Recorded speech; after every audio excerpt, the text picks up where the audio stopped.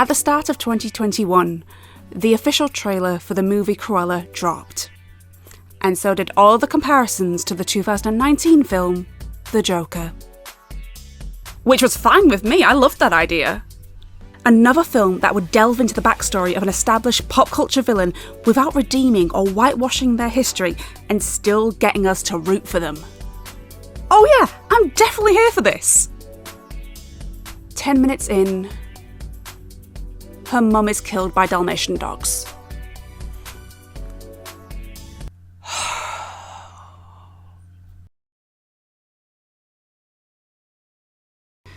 Never dream, kids. This was extra disappointing for me because I was looking forward to the movie the trailer was promising, and instead we got a movie that was swimming up the slimy slipstream of 2014's Maleficent. A modern retelling of the tale of the mistress of all evil, now with the veneer that Maleficent was really the hero of the story the whole time. And yet still nothing for Hans. I could say that I'm most upset that Maleficent went down the dreaded road of wokeism. After all, there is a market for that. But that's not why it bothers me. It's because the 1959 Sleeping Beauty was already a woke masterpiece. And I'm gonna prove it.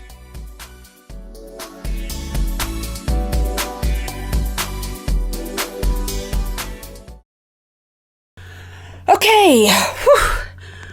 So we're doing this. Where do we start? We start with the main characters. Now, with the title being Sleeping Beauty, you're probably thinking, it's Sleeping Beauty. That's a fair assumption, but no. Our main characters are these ladies. And I will prove this with the application of maths. How exciting. So, how do you measure a character? Looking up a definition took me to a lot of articles about main character syndrome. And I didn't appreciate being called out like that. A way to do this is to tally up the screen time and the amount of lines each character has. That's how it was determined that Ross is the main character of Friends.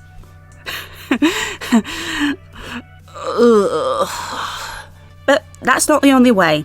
There are plenty of examples of silent heroes, and even those that barely appear in the tale but still come out being thought of as the main event.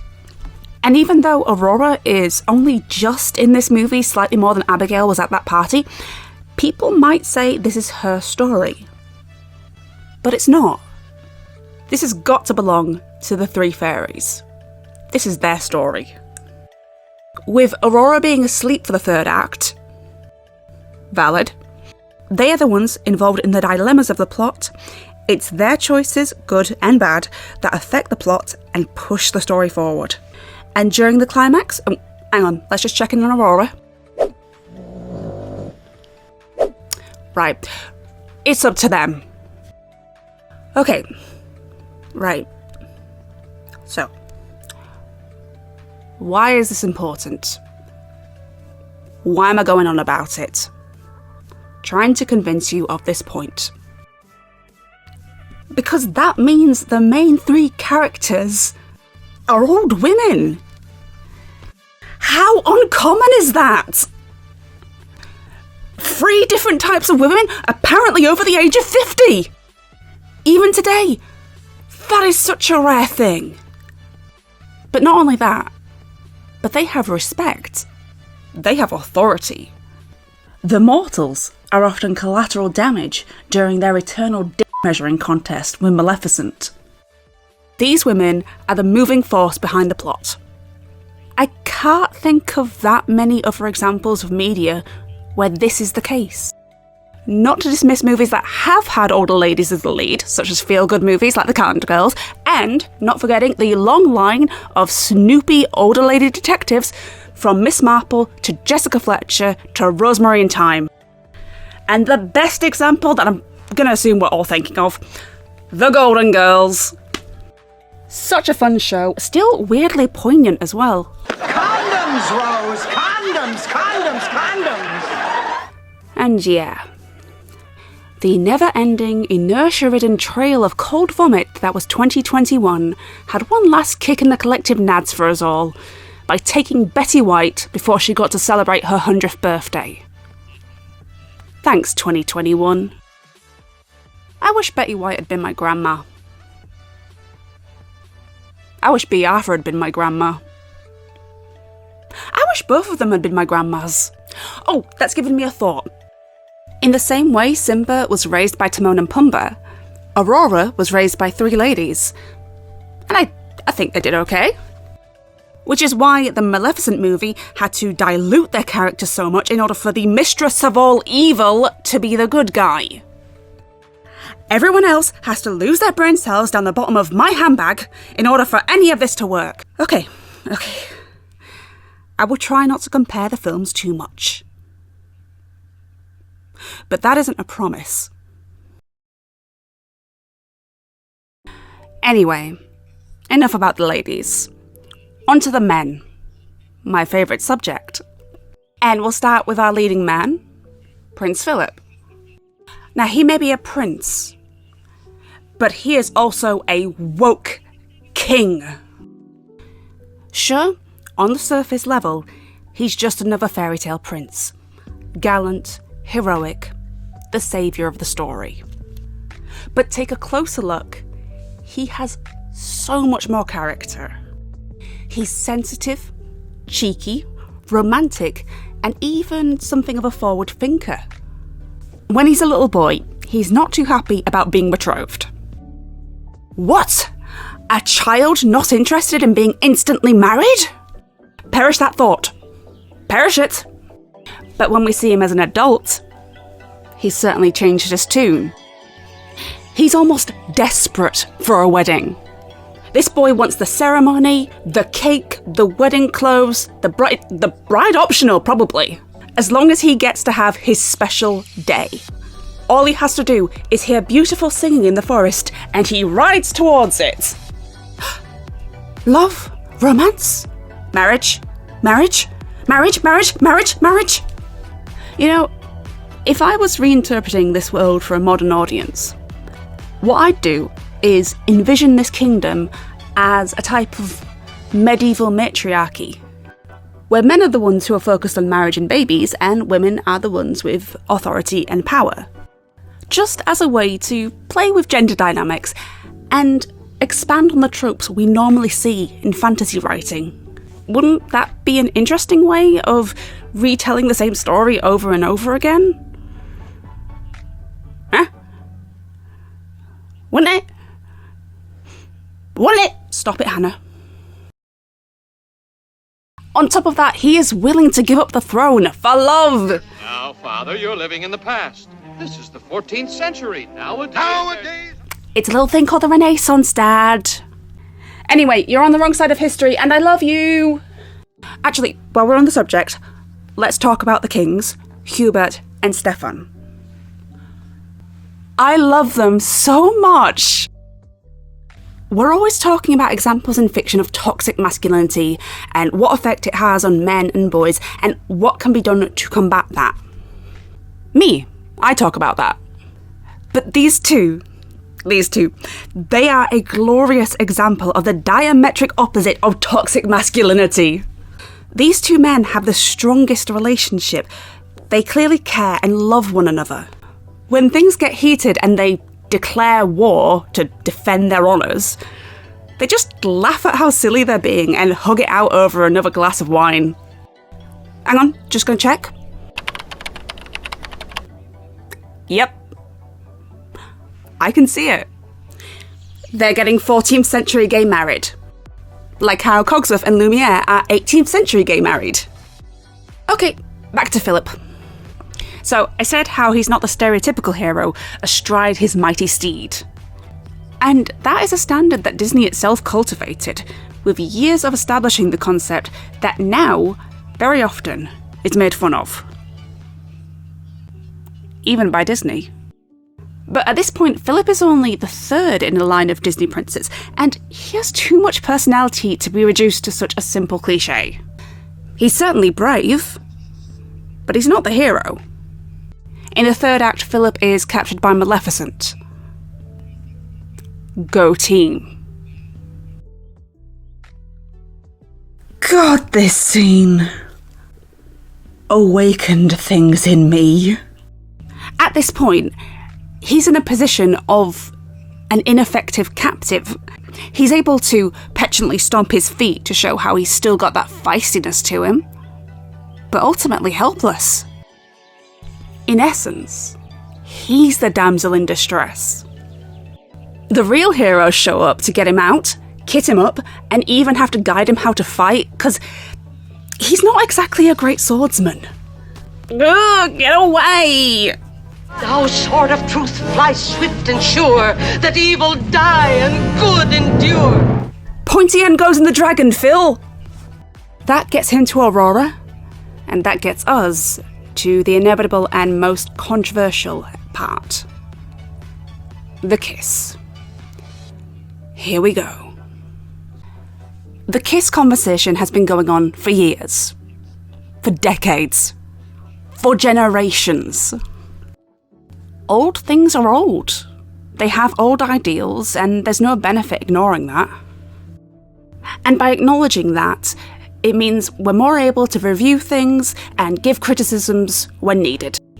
And from Sleeping Beauty to Snow White, there is a big criticism to be had. It is not okay to get smoochy with someone who is unconscious. Not okay! Do I have to break out the tea metaphors? But also, in Snow White, he thinks she's dead! He's about to kiss a dead girl! This sends Snow White's prince plummeting down the Disney Prince tier list, and that is a list that includes a romanticised version of John Smith. And it's not impossible to think that the studio felt this too and wanted to address it differently. We have to remember, old things may be old, but history isn't just this amorphous blob. Different eras have different attitudes. One film was made in the mid-1930s and the other in the late 50s, with a time difference of 22 years. Taking on another fairy tale with the true love kiss trope meant having to decide how to tackle that trope 2 decades after the first one. And Sleeping Beauty gets through this 2 main ways. 1. He has to. Whether Philip has misgivings about kissing Aurora while she's unconscious, doesn't matter. The curse stipulates it can only be broken with true love's kiss. He's the true love, it's his job to do it. This is procedural, okay? Number 2, she's into it. And I know that goes against the tea analogy, but let me explain myself. Compared to Snow's insipid submission. Oh, I guess you'll do. Yeah. When Aurora wakes up, she gives him this salacious smile, as if saying, oh yeah, dreams really do come true. Look, she's 16, she's got those hormones going. But, ladies, maybe don't leave the room, in case things get weird. So taking on classic tales always comes with potential pitfalls of antiquated notions, and it's up to storytellers to find the balance between fairy tale archetypes and the social norms of the time.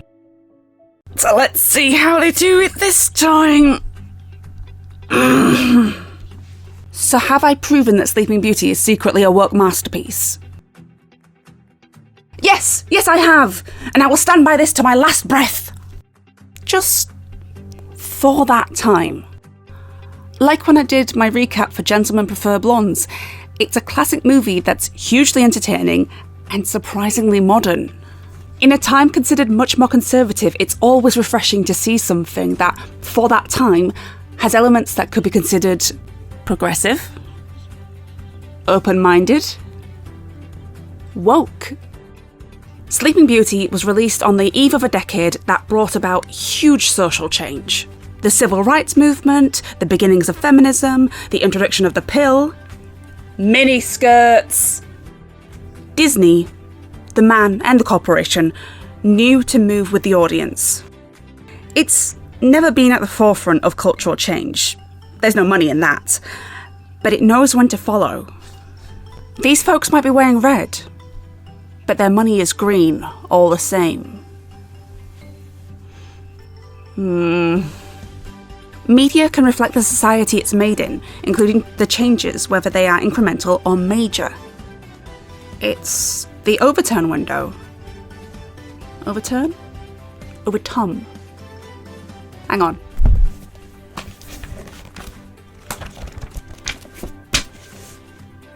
Overton, what? Oh, I'm dumb. Someone, somewhen, had to have these far out ideas about women, BIPOC people, queer people. Things change. And that's a good thing. Usually. If things didn't change, we'd still be in feudal times like the plebeian characters we never get to see. But I assume they are just happy to be getting a bank holiday. And us, the audience, the people who live in that real world, bit by bit and step by step, we make that better world, and then we get to see it on the big screen.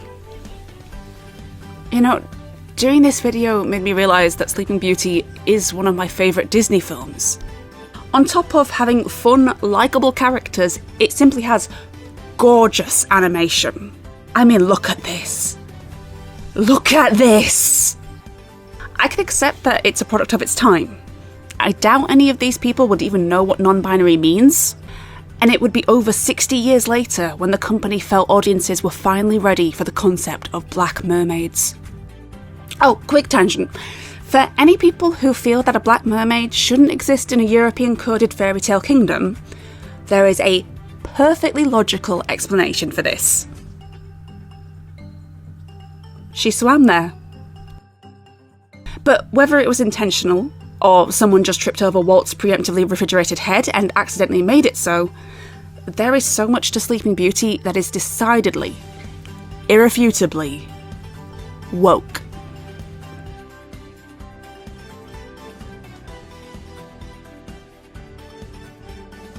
Whew! Wow. It's been a while, hasn't it? After I'd finished the last couple of videos at the end of last year, I was definitely burnt out. I was stressed and the idea of making videos just wasn't fun, so I decided to take a little break and just decompress. And I am feeling recharged, and I've got a lot of ideas for videos this year, and I hope that you like them. And if you did enjoy this video, and you're curious about what's going to come next, maybe like, subscribe, and I will see you soon.